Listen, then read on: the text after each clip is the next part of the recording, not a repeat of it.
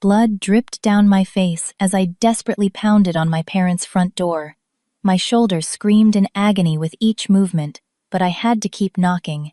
I could barely see through my swollen eye, barely breathe through my broken nose.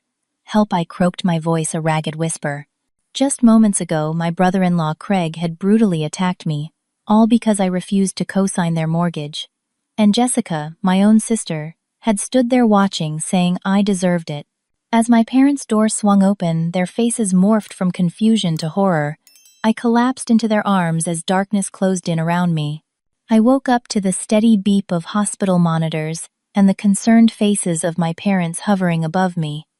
My father's weathered hand gripped mine, while my mother dabbed tears from her eyes.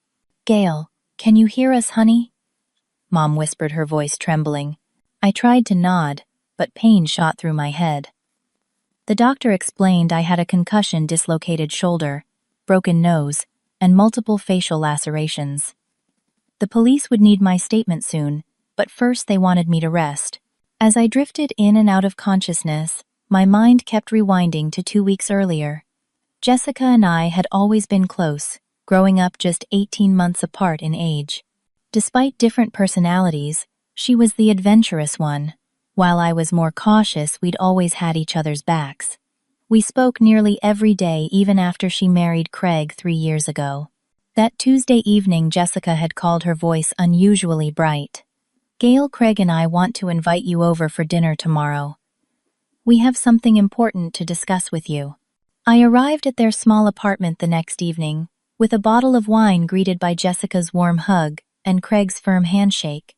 Throughout dinner, they exchanged excited glances, until finally, over dessert, they revealed their big news. "We found our dream house," Jessica exclaimed, sliding photos across the table. 4 bedrooms, huge backyard, perfect neighborhood for starting a family. "That's wonderful," I said, genuinely happy for them.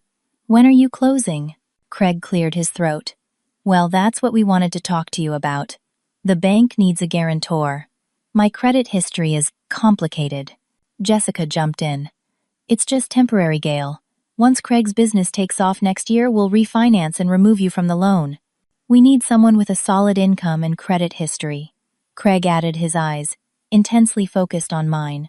"You're doing so well at your architecture firm, and this would really help us start our family." The pressure in the room was palpable. I glanced at the pictures again. It was indeed a beautiful house, but something felt off. "I'd need to think about this," I said carefully. "How much is the mortgage?" When Craig mentioned the amount, $450,000, my stomach dropped. That was a massive commitment, especially for someone else's loan. "Can I have a few days to consider it?" I asked. Craig's jaw tightened slightly. "The seller needs an answer by Monday. Other buyers are interested." "I'll decide by then," I promised, noticing Jessica's smile falter. The next day, I consulted a financial advisor who strongly advised against co-signing. "If they default, you're legally responsible for the full amount," she warned. "Plus, it affects your ability to get your own mortgage later." Over the weekend, I researched Craig's business ventures. What I found disturbed me.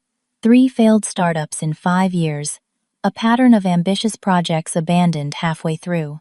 Nothing in his history suggested his current venture would succeed where others had failed. By Sunday, I knew my answer. I called Jessica, hoping she'd understand. "Jess, I've given this a lot of thought. I want to help, but I can't co-sign the mortgage. It's too big a risk for me financially." Silence hung on the line. "Then I always knew you were selfish." Her words stung. "Jess, that's not fair. I can help you find other options, maybe a different lender, or—" "Save it," she snapped. "Craig was right about you all along." The call ended abruptly. 20 minutes later, my phone exploded with notifications.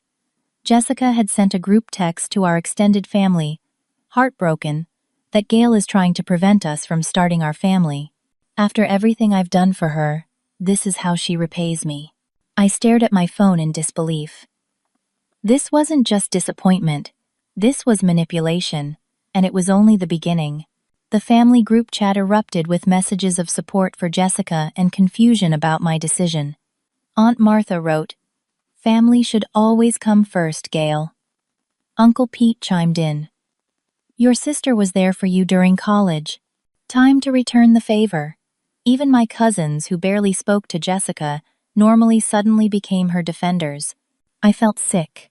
Jessica had twisted the narrative completely. During college, I had worked 2 jobs while maintaining a scholarship. Jessica had been busy with her own life during those years. If anything, I had helped her financially several times when she'd overspent. 2 days later, at our monthly family dinner, I arrived hoping to clear the air. Instead, I walked into an ambush. Conversation stopped when I entered Grandma Jean's dining room. The tension was thick enough to cut with a knife. There she is, muttered my cousin Tara, not quite under her breath. Throughout dinner, pointed comments flew across the table. Some people just don't understand the meaning of family, said Uncle Pete, staring directly at me. Jessica sat beside Craig, occasionally dabbing at non-existent tears, while he rubbed her back supportively. When I tried to explain my position, Craig interrupted. We're not asking for charity, just a signature. Gail makes 6 figures designing fancy buildings, but apparently that's more important than her sister's happiness. I felt my face flush with anger and embarrassment. That's not fair. This is a major financial commitment. You know what's not fair, Jessica cut in. Me being 31 and still unable to start a family because we can't get a decent house. By dessert, I was fighting back tears. As I helped clear plates, Aunt Sally followed me into the kitchen. Unlike the others, her eyes held compassion rather than judgment.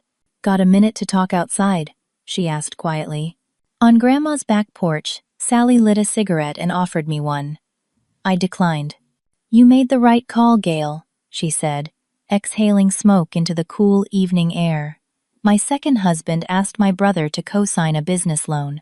When the business tanked, it nearly bankrupted him. Thanks, I said, grateful for at least one ally.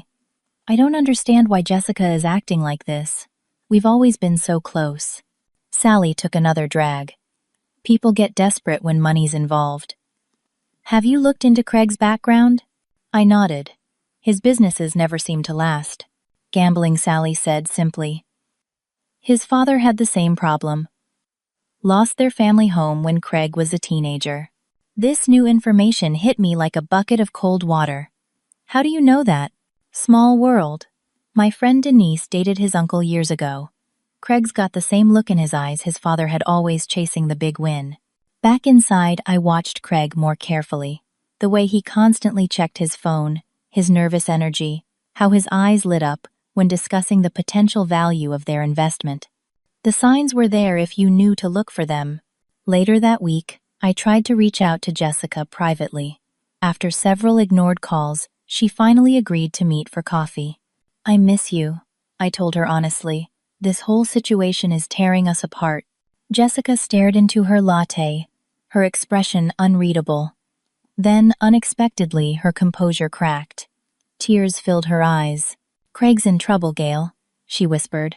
He lost our savings. All of it. Gambling?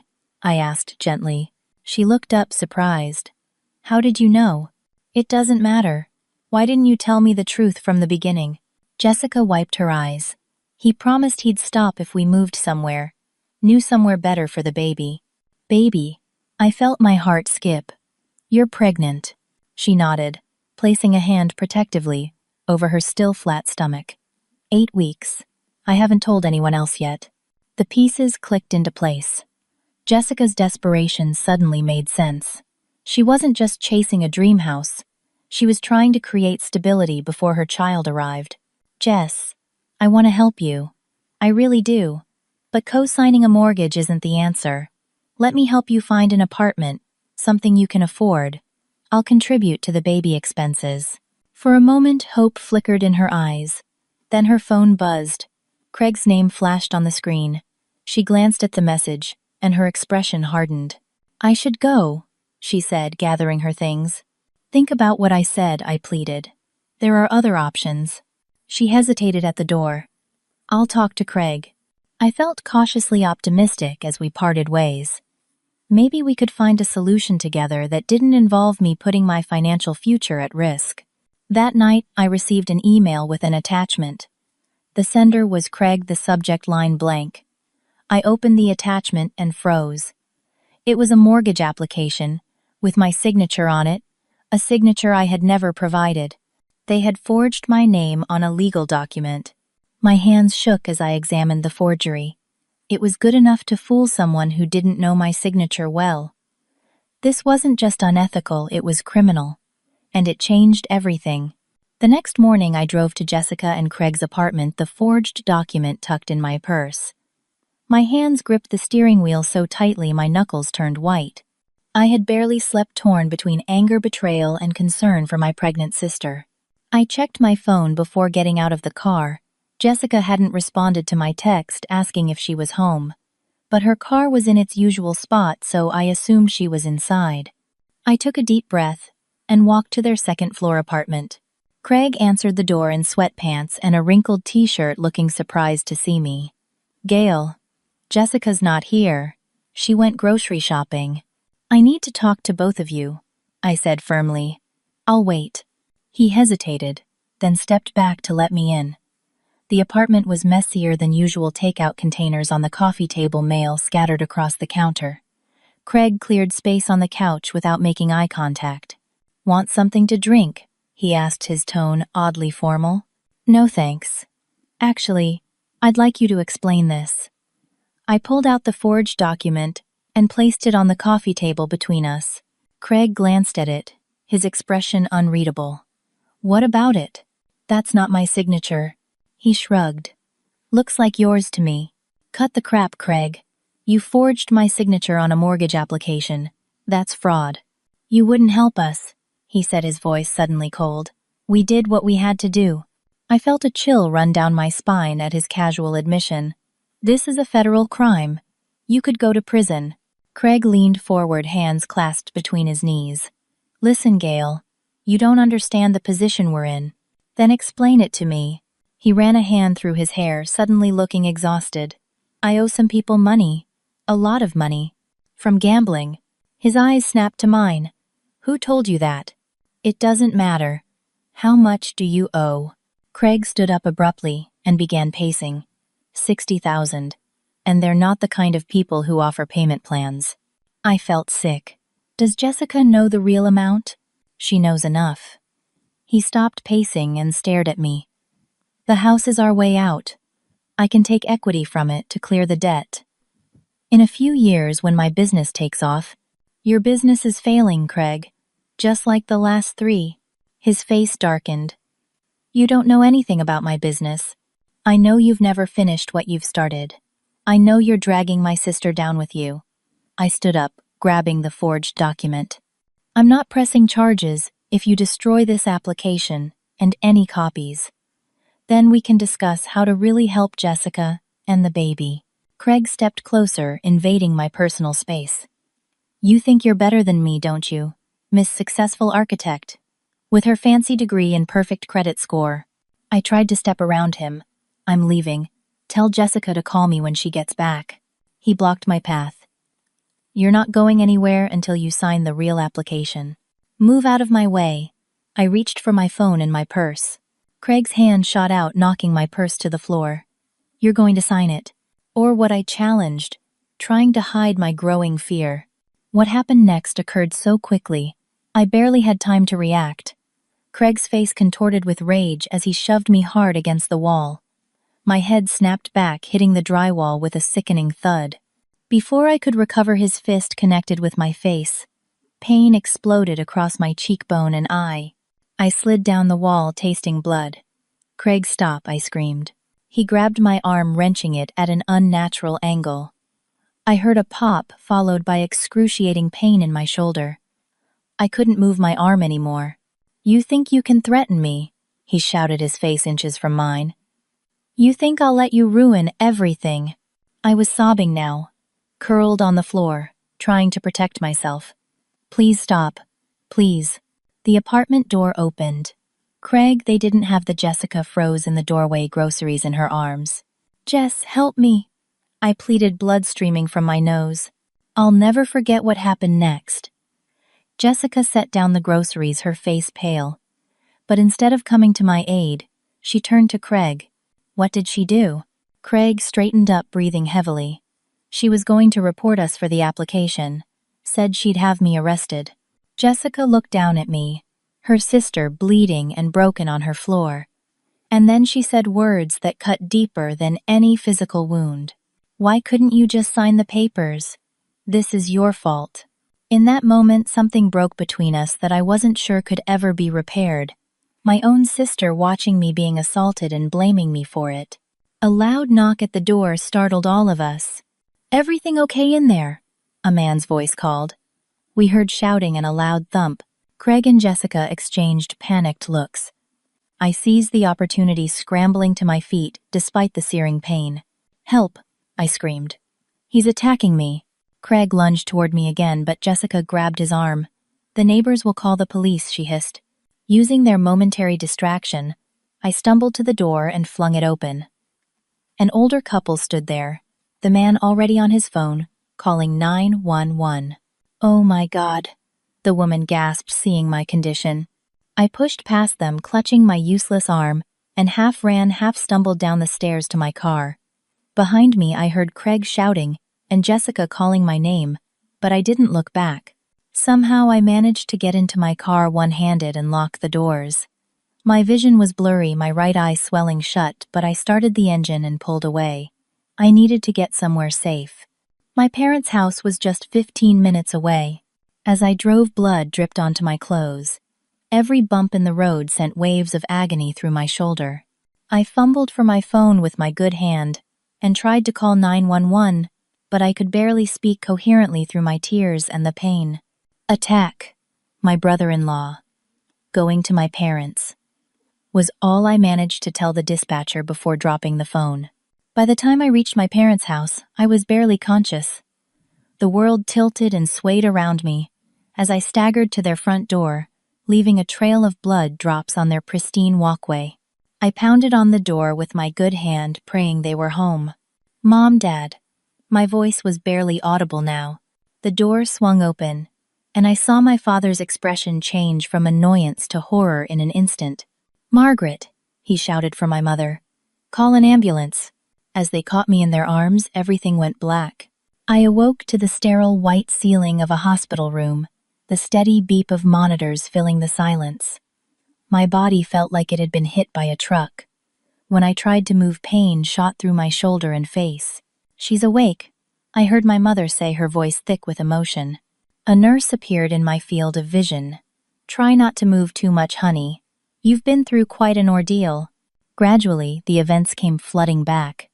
Craig's rage, the attack, Jessica's betrayal. I closed my eyes, wishing I could block out the memories as easily. Dr. Wilson arrived to explain my injuries: concussion, dislocated shoulder, broken nose, facial lacerations, requiring 20 stitches, and significant bruising across my body. My shoulder had been reset while I was unconscious, but I would need physical therapy for weeks. "You're very lucky," she said gravely. "Head trauma can be unpredictable. We'll want to keep you overnight for observation." My parents sat beside my bed, my mother's eyes red from crying, my father's face set in a hard line I'd rarely seen before. "The police want to speak with you," Dad said. "When you're ready." "Has Jessica called?" I asked, my voice hoarse. My parents exchanged glances. "Let's not worry about that now, Mom," said, smoothing my hair back from my forehead. 2 officers arrived an hour later. Officer Daniels, a middle-aged man with kind eyes, and Officer Torres, a younger woman, who took notes as I recounted what happened. I told them everything from the mortgage request to the forged document to the attack. My voice broke several times during the story. "We've already been to the apartment," Officer Daniels explained. "Mr. Turner claims you attacked him first, and he acted in self-defense." "That's ridiculous," my father interjected. "Look at her." Officer Torres nodded. "The nature of Miss Reynolds' injuries is inconsistent with self-defense. We've taken photographs for evidence." "What happens now?" I asked. "We're arresting Mr. Turner for aggravated assault. The district attorney will decide on additional charges related to the forgery." After they left, I drifted in and out of sleep, disturbed by nightmares of Craig's face contorted in rage. Around 8 that evening, a commotion in the hallway woke me. "She's my sister. I have a right to see her." Jessica's voice. My heart raced as my mother stepped into the hallway, closing the door partially behind her. "She's resting, Jessica." "This isn't the time." "Mom, please. I need to talk to her." There was a brief argument before my mother reluctantly allowed Jessica in. She stood at the foot of my bed, her face pale and drawn. When she saw my injuries in the harsh hospital lighting, she covered her mouth. "Oh God, Gail, I didn't realize." "What?" "That your husband nearly killed me." My voice was cold, unfamiliar, even to myself. Jessica's eyes filled with tears. "I never thought he'd hurt you like this. He's never been violent before." "That's a lie, and you know it," I said. "You're afraid of him too. I can see it." She looked away, confirming my suspicion. "Why are you really here, Jessica?" She stepped closer, lowering her voice. "They arrested Craig. You have to drop the charges." I stared at her in disbelief. "Are you serious?" "You don't understand," she pleaded. "The people Craig owes money to, they're dangerous. If he's in jail, they'll come after me next." "Then leave him. Stay with Mom and Dad until this blows over." Jessica shook her head frantically. "It's not that simple. He knows people who could hurt all of us. Our whole family." I studied my sister's face, the dark circles under her eyes, the nervous way she kept glancing at the door. This wasn't just about money anymore. Jessica was genuinely terrified. "What have you gotten yourself into?" I whispered. "Just please," she begged, "drop the charges, for all our sakes." "He nearly killed me, Jess. And you stood there and let it happen." Pain flashed across her face. I was scared. I froze. "You have no idea what it's been like living with him these past few months." "Then why stay?" She placed a protective hand over her stomach. "You know why." A nurse appeared in the doorway. "Visiting hours are over, and Miss Reynolds needs her rest." Jessica leaned down, whispering urgently. "Think about what I said, please." After she left, I lay awake for hours, torn between anger, fear, and concern for my sister and her unborn child. The Jessica I knew would never defend a man who had assaulted her sister. What kind of hold did Craig have over her? And were his threats against our family real, or just another manipulation? The next morning, Detective Amanda Parker from the Special Victims Unit came to take a more detailed statement. She was in her 40s, with sharp eyes that missed nothing. "Your brother-in-law was released on bail this morning," she informed me. My stomach dropped. Already. First-time offender, stable residence, pregnant wife. Judge Wilson is known for being lenient with bail. And the forgery charges. Still under investigation. Financial crimes take longer to process. She leaned forward. "Miss Reynolds, Gail, I understand your sister visited you last night." I nodded cautiously. "Did she ask you to drop the charges?" "How did you know?" Detective Parker sighed. "It's unfortunately common in domestic violence cases. Perpetrators use various forms of pressure, emotional manipulation, threats, financial control to make victims recant." "I'm not dropping the charges," I said firmly. "Good, because what happened to you was a serious crime." She handed me her card. "Call me anytime, day or night, especially if Mr. Turner attempts to contact you." As I was discharged that afternoon, I received a text from a number I didn't recognize. "Drop the charges if you know what's good for you and your family." I showed it to Detective Parker, who was still completing paperwork. "We'll trace it," she promised. "In the meantime, don't stay alone, and consider getting a restraining order." My parents insisted I stay with them while recovering. My father installed a security system, and my mother barely let me out of her sight. My boss, Michael, was understanding about my absence, sending flowers, and arranging for me to work remotely when I felt up to it. But as days passed, the threats continued. Anonymous calls in the middle of the night. A brick through my parents' window with a note. "Next time it won't be glass that breaks." My car vandalized in their driveway. The police increased patrols in the neighborhood, but admitted they couldn't provide round-the-clock protection. Meanwhile, Half our extended family still believed I was somehow to blame, having heard only Jessica and Craig's version of events. She must have provoked him, Aunt Martha told my mother. Craig's always been such a gentleman. The isolation and fear began to wear me down. Nightmares plagued my sleep. Loud noises made me jump. The confident, independent woman I'd once been was disappearing, replaced by someone I barely recognized, someone afraid of her own shadow. And through it all, Jessica stood by Craig, defending him to the family, accompanying him to court appearances. I hadn't spoken to her since that night in the hospital, though she occasionally texted to repeat her pleas that I drop the charges. 1 month after the attack, as I sat on my parents' porch trying to enjoy the sunshine, Aunt Sally's car pulled into the driveway. She'd been my only consistent supporter besides my parents. "Thought you could use some company," she said, settling into the chair beside me. "And some information." "What kind of information?" Sally lit a cigarette, ignoring my mother's rule about smoking on the porch. "I've been doing some digging into Craig's background." "Why?" "Because something about this whole situation stinks." She exhaled a stream of smoke. "Did you know he was married before Jessica?" I shook my head. "For less than a year.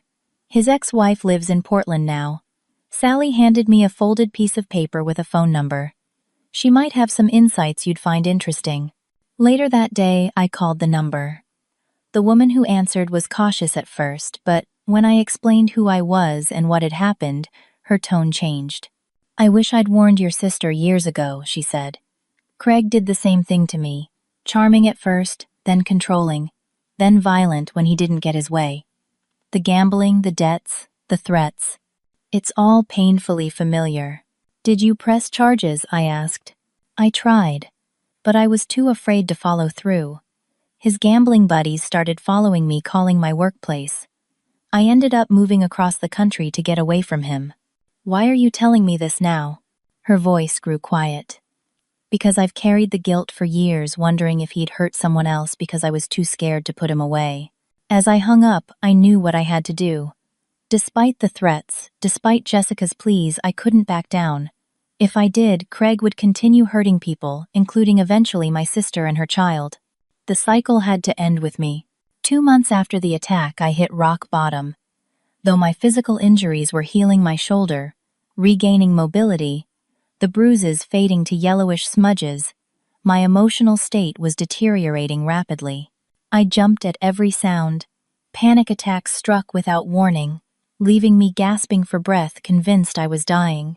Sleep came only with medication, and even then nightmares of Craig's rage jolted me awake most nights. I'd lost 15 pounds from my already slim frame, food tasting like ash in my mouth. The trial was still months away, delayed by procedural motions from Craig's expensive attorney. Each day felt like an eternity, the weight of uncertainty crushing me. That Wednesday morning, I stared at myself in the bathroom mirror, barely recognizing the hollow-eyed woman looking back at me. Dark circles underscored my bloodshot eyes. My cheekbones protruded sharply beneath pale skin. "This isn't me," I whispered to my reflection. "This isn't who I am." My phone buzzed with a text from Michael. "My boss team meeting today at 2.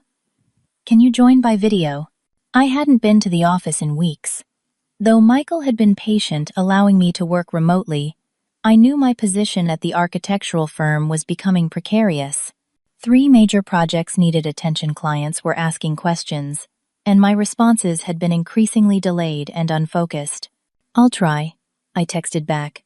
But as 2 o'clock approached, anxiety overwhelmed me. What if Craig somehow found out where I was working from? What if he had someone watching me? What if the video call triggered another panic attack? I sent a last-minute excuse and turned off my phone, collapsing onto the bed in tears. Even my career, the one thing I'd always excelled at, was slipping away. A soft knock at the bedroom door interrupted my breakdown. "Gail, there's someone here to see you," my mother called. "I don't want to see anyone," I responded, my voice muffled by the pillow. "It's Sally. She says it's important." Reluctantly, I wiped my face and went downstairs. Aunt Sally sat at the kitchen table, a manila folder in front of her. She'd been my rock throughout this ordeal, the one person, besides my parents, who believed me unconditionally. "You look like hell," she said bluntly. I almost smiled at her characteristic directness. "Thanks. I feel worse." "Sit down. We need to talk." I slid into the chair across from her, as my mother discreetly left the room. "You're letting him win," Sally said. "What?" "Craig. He's winning. Look at you, you're falling apart while he's out there living his life, controlling Jessica, intimidating your family." Her words stung. "That's not fair. You have no idea what I'm going through." Sally's expression softened. "Actually, I do." She rolled up her sleeve, revealing a jagged scar running from her wrist to her elbow. "My first husband gave me this when I told him I wanted a divorce." I stared at the scar, speechless. "I was 22, she continued. "Younger than you are now. I did what you're doing. Hid at my parents' house. Stopped seeing friends, quit my job. I was terrified all the time." "What happened?" "He found me anyway. Broke into my parents' house one night when they were out." She traced the scar with her fingertip. "I nearly bled to death." "Oh my God, Sally. I had no idea." "Not many people do. It was the 70s. Domestic violence wasn't discussed openly. The police treated it like a lover's quarrel gone wrong." "Did he go to prison?" Sally shook her head. "I was too afraid to press charges. He promised he'd kill me if I did." "What did you do?" "I ran. Changed my name. Moved to another state. Lived looking over my shoulder for years." Her eyes, usually so sharp, clouded with old pain. "It's my biggest regret not standing up to him. Not making sure he couldn't hurt anyone else." She opened the manila folder, spreading photographs across the table. I recognized Craig, with his arm around various women, all taken at different times, judging by his changing appearance. 5 women that I've been able to track down, Sally explained. All with similar stories about Craig. Charm, control, violence when they tried to leave or refused his demands. None pressed charges. All too afraid of what he might do. "How did you find them?" "I have connections from my days as a paralegal. And let's just say Craig's not smart enough to cover his tracks well." I picked up one photo, Craig, with a pretty redhead, who looked vaguely familiar. "That's Ann Miller," Sally said. "She worked at Riverside Hospital until 3 years ago when she suddenly relocated to Arizona." "Sound familiar?" It clicked. That's where Craig met Jessica. She was doing her nursing rotation at Riverside. Sally nodded. Pattern of behavior. He finds women in the same places, uses the same tactics. Anne left because he became violent when she wouldn't lend him money. Does Jessica know about these women? I tried to tell her last week. She refused to listen.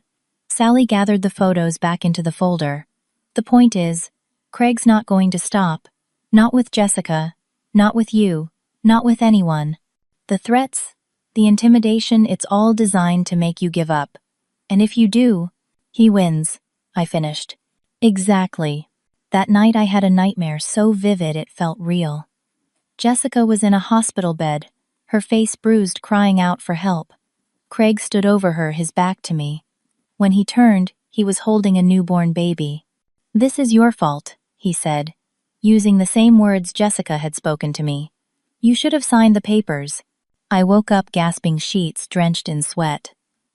The dream lingered, leaving me with a sense of dread that followed me throughout the morning. As I mindlessly scrolled through emails trying to focus on work, my phone rang. Detective Parker's name flashed on the screen. "Gail, are you somewhere private?" she asked when I answered. "Yes, I'm at my parents' house. What's wrong?" "We've been monitoring communications between Craig and some of his associates. There's been chatter about taking care of the witness problem before the trial." My blood ran cold. "He's planning something against me." "We think so, but we don't have enough for an arrest yet. I've arranged for additional patrols near your parents' house, but I need you to be extra vigilant." After we hung up, I sat frozen, fear, threatening to overwhelm me again. Then I glanced at the corner of my desk, where Sally's folder, still Saturday. Those women had run, had lived in fear, and Craig had simply moved on to the next victim. In that moment, something shifted inside me. The fear was still there, but alongside it grew something stronger, determination.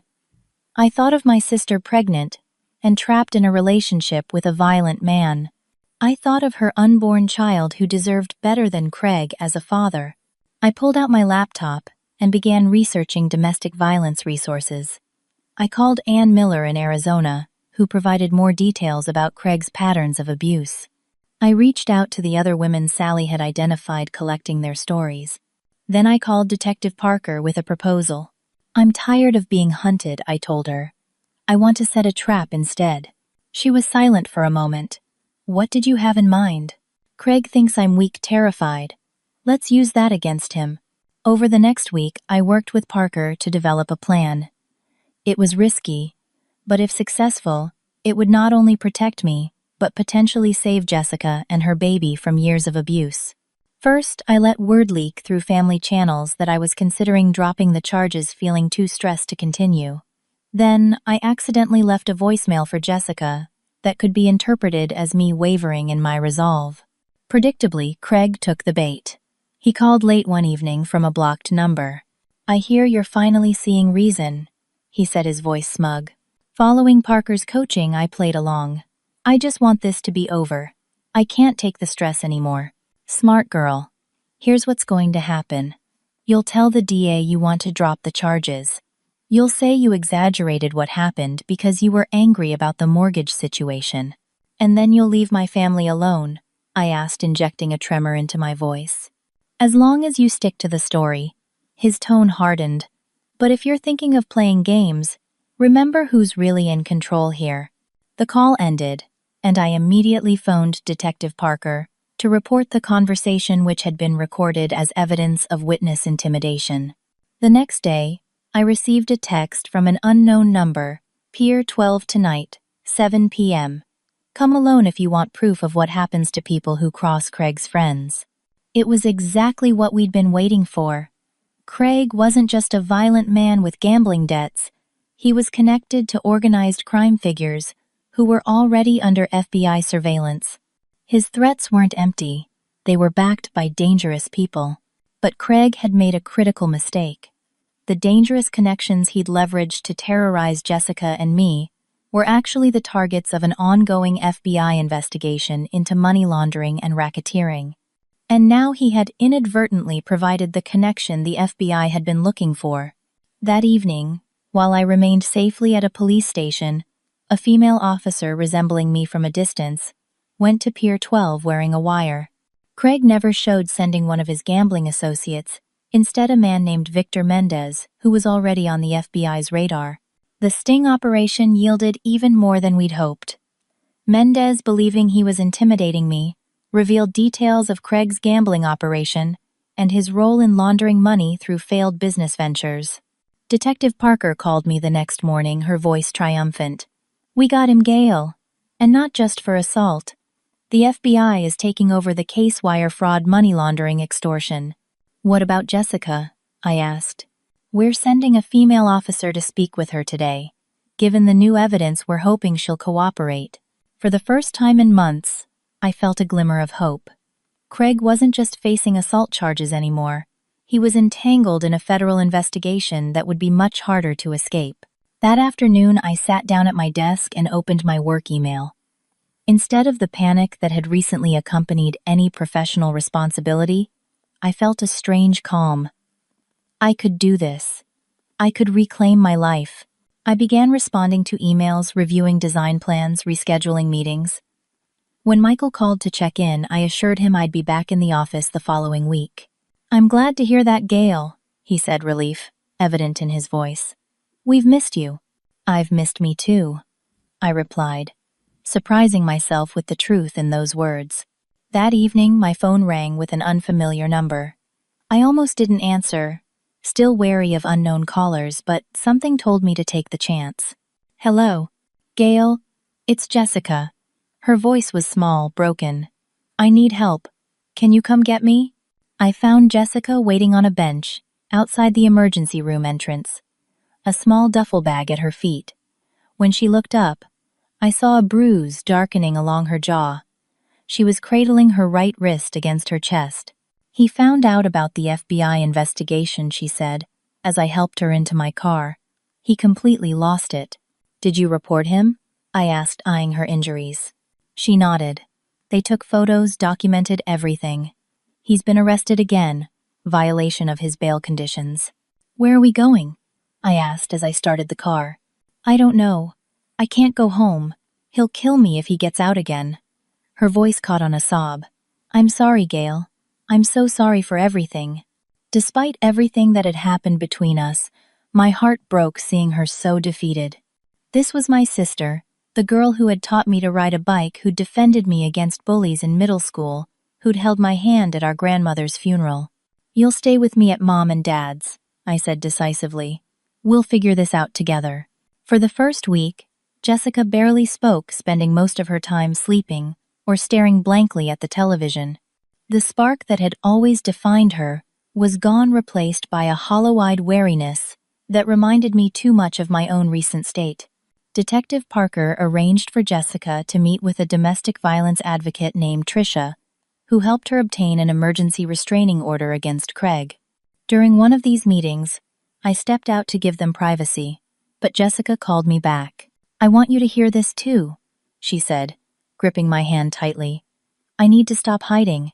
Over the next 2 hours, Jessica revealed the full extent of Craig's abuse, how it had started subtly with controlling her finances, isolating her from friends, criticizing her appearance and decisions. The physical violence began 6 months into their marriage, always followed by tearful apologies and promises to change. Why didn't you tell anyone? I asked gently. Shame at first, she admitted. Then fear. He said he'd hurt you, hurt Mom and Dad if I ever tried to leave. She placed a protective hand over her growing belly. When I got pregnant, I thought things would improve. Instead, they got worse. He said the baby trapped him, that it was my fault for getting pregnant. Tricia provided resources, support groups, counseling options, legal assistance. Jessica enrolled in a program specifically for pregnant women leaving abusive relationships. Meanwhile, I began gathering evidence for both our cases against Craig. I tracked down the woman from Craig's first marriage, along with 2 others who had dated him briefly. All described similar patterns of control, manipulation, and violence. Aunt Sally introduced me to her friend, Detective Amanda Parker, who took a special interest in our case. She helped coordinate our efforts with the FBI, ensuring that Craig remained in custody as multiple investigations proceeded. Financial crimes cases can be complicated, Parker explained. They take time to build, but we're making progress. With Craig securely behind bars, the threatening messages stopped. Gradually, I began reclaiming my life. I returned to work full-time, reconnected with friends, and even started training for a half marathon, something I'd always wanted to do, but never had the courage to attempt. As weeks turned into months, both Jessica and I grew stronger. Her pregnancy progressed normally, despite the stress the baby boy developing right on schedule. We transformed my childhood bedroom into a nursery, painting the walls a peaceful sage green. I've decided on a name, Jessica told me one evening as we assembled a crib, Daniel, after Dad. And his middle name will be Gail. Daniel Gail. I laughed. Poor kid. She smiled, the first genuine smile I'd seen from her in ages. Daniel Gail Turner. Though I'm thinking of changing his last name to Reynolds. Our family slowly healed as well. The relatives who had initially sided with Craig now rallied around us, embarrassed by their earlier judgments. Aunt Martha brought over casseroles weekly. Uncle Pete helped install additional security features at my parents' house. One breakthrough came when I mentioned to Detective Parker that Craig had once left his laptop at my apartment and never reclaimed it. It was still in my storage unit, untouched for months. That could be crucial evidence, she said eagerly, if it contains financial records. The laptop proved to be a goldmine of information. Craig had kept detailed spreadsheets of his gambling debts, loan shark contacts, and money laundering activities through his supposed businesses. There were also draft emails to Jessica, containing explicit threats about what would happen if she ever left him. As the criminal case built against Craig, I installed security cameras at my apartment, preparing to eventually move back. I began recording all phone conversations and saved every text message, building a comprehensive record of everything related to the case. Jessica and I attended a support group for domestic violence survivors together. Hearing other women's stories, some far worse than ours, put our experience in perspective and reminded us how fortunate we were to have escaped. "You saved my life," Jessica told me after one particularly emotional session. "If you hadn't stood up to him, I might never have found the strength to leave." "You saved yourself," I corrected her. "And your baby." 4 months after Craig's arrest, Detective Parker called with unexpected news. The FBI has been running a sting operation targeting organized crime in the gambling world. Turns out some of Craig's dangerous connections were actually undercover agents. "What does that mean for our case?" I asked. "It means we have recordings of Craig discussing the assault, the forgery, everything. He was trying to impress them, prove he was tough enough to work with them." The evidence was damning. Craig had boasted about teaching his wife's sister a lesson, described forging my signature, and detailed his plans to intimidate me into dropping the charges. With this new information, the district attorney offered Craig a plea deal: 12 years for the combined charges of aggravated assault, forgery, witness intimidation, and money laundering. His alternative was to face trial with the possibility of 20 years or more. Craig's attorney advised him to take the deal. The day he accepted the plea was the first day I truly believed this nightmare might end. 2 weeks before Craig's sentencing hearing, I sat at my kitchen table working on my victim impact statement. The words wouldn't come. How could I possibly compress the trauma, fear, and eventual triumph into a few minutes of speech? My phone rang. "Jessica, can you come to the hospital? Now." Her voice was strained. "Is it the baby? It's too early. My water broke. Mom's driving me in. Please come." I abandoned my statement and rushed to the hospital. Despite being 6 weeks premature, little Daniel Gale Reynolds entered the world healthy and strong, with a powerful set of lungs and a full head of dark hair. As I held my nephew for the first time, watching his tiny fingers wrap around mine, I felt the final pieces of my broken heart begin to heal. "He's perfect," I whispered to Jessica, who looked exhausted but radiant. "He's free," she corrected me. "He'll never know his father. Never live in fear." The day of Craig's sentencing arrived. I stood in the courthouse bathroom, straightening my blazer and taking deep breaths. My completed victim impact statement felt heavy in my hands. Jessica appeared beside me in the mirror, adjusting her own outfit. She'd left 2-week-old Daniel with our parents for the hearing. "Ready?" she asked. I nodded. Together. We walked into the courtroom side by side, our heads held high. Craig sat at the defense table, looking smaller, somehow diminished in his orange jumpsuit. When he saw us enter, his eyes narrowed with familiar malice. For a moment, old fear flickered through me. Then I straightened my shoulders and met his gaze directly. He was the one in shackles now. He was the one facing years behind bars. He had no power over us anymore. When called to deliver my statement, I approached the podium calmly. Looking directly at the judge rather than Craig, I spoke clearly about the attack, its physical and emotional impact, and the long journey to recovery. "The bruises have healed," I concluded. "But the memory of my own sister standing by as her husband assaulted me, that wound cut deeper than any physical injury. It's taken months of therapy support and hard work to rebuild what was broken that day. I'm not the same person I was before. I'm stronger. And I stand here today, not just for myself, but for every person who has ever been intimidated into silence." Jessica spoke next, her voice trembling at first, but growing stronger as she detailed the pattern of abuse she'd endured, culminating in Craig's attack on me, and later on, her. "I gave birth to our son 2 weeks ago," she said, her voice catching. "A child Craig will never meet, never influence, never harm. I didn't find the courage to leave until I saw what he did to my sister. Her strength showed me what I couldn't see for myself, that no one deserves to live in fear, especially not a child." The judge's sentence was decisive: 14 years. 2 more than the plea deal had outlined, with no possibility of parole for at least 10. As Craig was led away, he turned to glare at us one last time. But this time neither Jessica nor I looked away. We stood our ground, hands clasped together, finally free of his shadow. 6 months after Craig's sentencing, Jessica and I sat on our parents' back porch watching the sunset.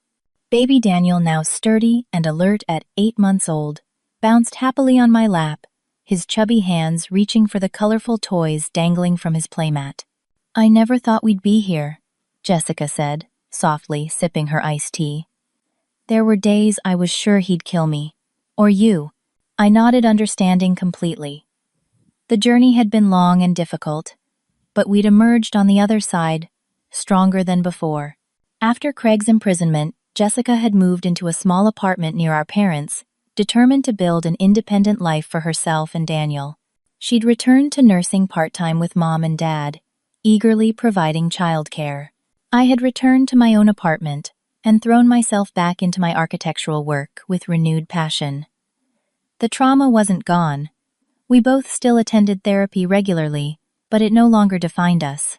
"Do you remember that time in 3rd grade when Tommy Wilson pushed me off the swing and you marched right up and pushed him back?" Jessica asked suddenly. I laughed. "And then we both got detention. You've always been the brave one." "Even then." "That's not true," I objected. "You're the one who moved out on your own with a baby. You're rebuilding your entire life. Because you showed me how." Jessica's eyes filled with tears. "When I think about how I treated you, what I let happen—" "Stop," I interrupted gently. "We've been through this. You were a victim too." Daniel gurgled and reached for my face. I kissed his pudgy fingers, marveling at his perfect, tiny fingernails. "He looks more like you every day," I told Jessica. "He has your eyes." "And your stubbornness," she replied with a smile. "He never gives up when he wants something." The doorbell rang, interrupting our conversation. Mom appeared on the porch a moment later. "Gail, there's someone here to see you, a Detective Parker." Amanda Parker stood in our parents' living room, looking different in casual clothes rather than her usual professional attire. "Sorry to drop by unannounced," she said. "I was in the neighborhood and wanted to deliver this news in person." My heart raced. "Is it Craig? Did something happen?" She shook her head quickly. "No, nothing like that. He's exactly where he should be." She smiled. "Actually, it's about the support group you and Jessica mentioned starting." During our recovery, Jessica and I had discussed creating a support network specifically for victims of financial abuse, people whose partners used money, debt, or financial fraud as tools of control. We'd been gathering information and resources, but hadn't taken concrete steps yet. "The department has some funding available for community outreach programs," Parker explained. "When I mentioned your idea to the chief, he was very interested. There's nothing like it in our area." She handed me a folder containing grant information and application forms. "It's not a huge amount, but it could help with getting started, meeting space materials, maybe even a part-time coordinator eventually." Jessica had joined us, Daniel on her hip. "Are you serious?" Parker nodded. "Financial abuse is often overlooked, but it's one of the most common tactics in domestic violence. Your experience could help a lot of people."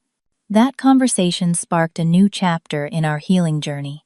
Over the next year, with Aunt Sally's expert guidance and Detective Parker's support, we established Clear Accounts, a support group and resource center for financial abuse survivors. The program grew quickly, eventually expanding to include legal aid for victims dealing with credit fraud, identity theft, and forged documents. Jessica's nursing background proved invaluable as she developed a component addressing the physical and emotional health impacts of financial stress and abuse. Our family healed as well. The relatives who had initially sided with Craig became our strongest supporters, often volunteering at Clear Accounts events. Uncle Pete used his connections as a retired banker to bring in financial advisors who offered free consultations to program participants. On Daniel's first birthday, we hosted a celebration at our parents' house. As I watched my nephew toddle across the lawn squealing with delight, as family members took turns chasing him, I felt a profound sense of peace. The fear that had once dominated our lives was gone, replaced by joy and possibility. Later that evening, as guests departed, and Jessica put an overtired Daniel down for a nap, Aunt Sally joined me on the porch swing. "You know what today is, don't you?" she asked. I looked at her questioningly. 1 year, since Craig's sentencing. I hadn't realized the dates coincided. I guess I stopped keeping track. Sally nodded approvingly. "That's how you know you're really healing, when the anniversaries pass unnoticed." She was right. The dates that had once loomed so large, the attack, the hospital stay, the court appearances, had begun to fade in importance, compared to the milestones we now celebrated. Daniel's first steps, Jessica's promotion, the opening of our third Clear Accounts location. 3 months later, I stood before a packed conference room at the National Domestic Violence Prevention Summit, sharing our story with advocates, law enforcement officers, and survivors from across the country. "Financial abuse leaves no visible bruises," I explained, displaying slides that outlined the warning signs and statistics, but its impact can be devastating and long-lasting. When my brother-in-law forged my signature on that mortgage application, he wasn't just committing fraud, he was attempting to control and manipulate both my sister and me through financial means. As I concluded my presentation, I noticed Jessica standing at the back of the room, smiling proudly. She'd initially been reluctant to have our story shared so publicly, but had gradually recognized the power in breaking the silence that so often protected abusers. "The most important lesson I learned through our ordeal," I told the audience, "is that sometimes the strongest thing you can do is to stand firm in your truth, even when everyone expects you to bend. Real family stands with you when you're broken, not when it's convenient." The applause was overwhelming. Afterward, a line of people waited to speak with me, many sharing their own stories of financial abuse and control. One young woman, barely older than 20, clutched my hand tightly. "I thought I was crazy," she whispered. "My boyfriend convinced me to take out loans for his business, then threatened to hurt my little brother when I questioned where the money went. I didn't know this had a name."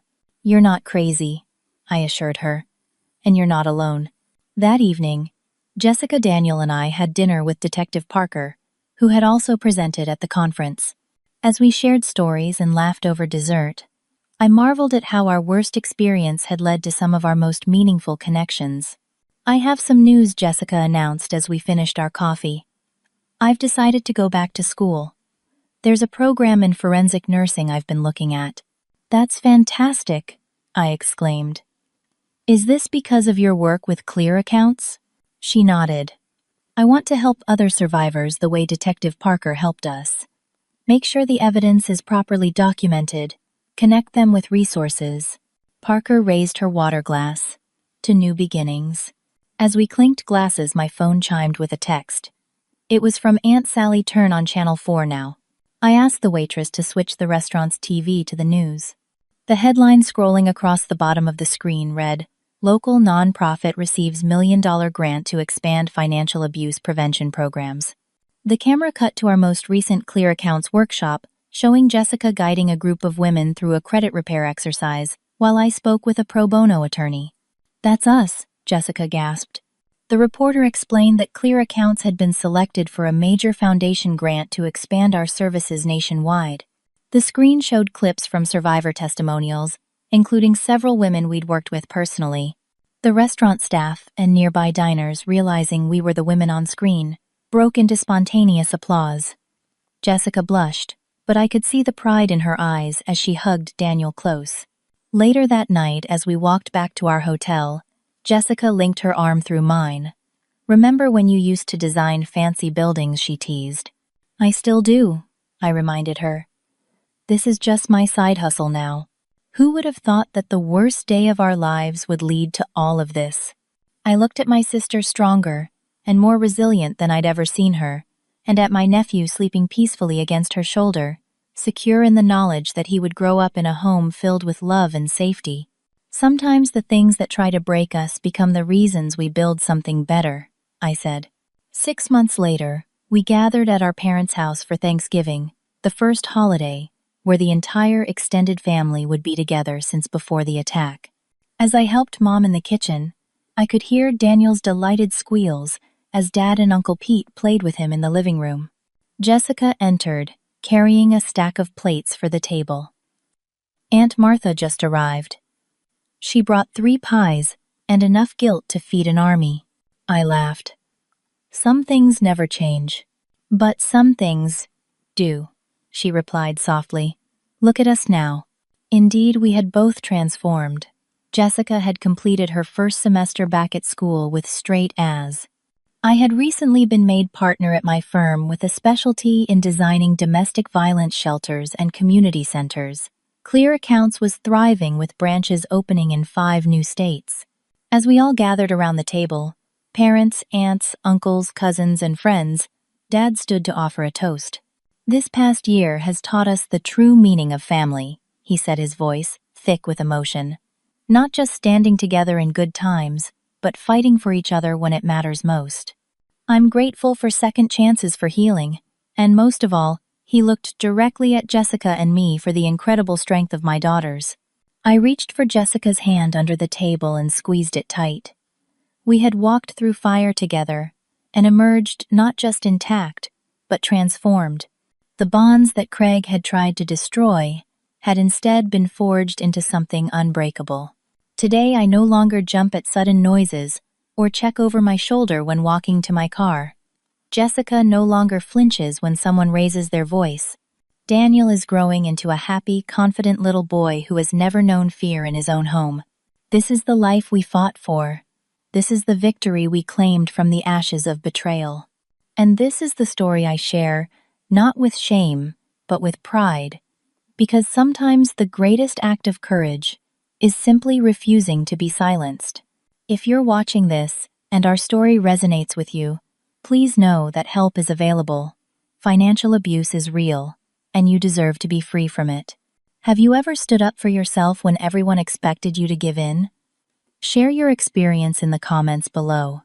And if our story touched you, please like this video, subscribe to the channel for more stories of resilience, and share it with someone who might need to hear that they're not alone. Thank you for listening, and remember, your truth is worth fighting for, no matter how hard the battle.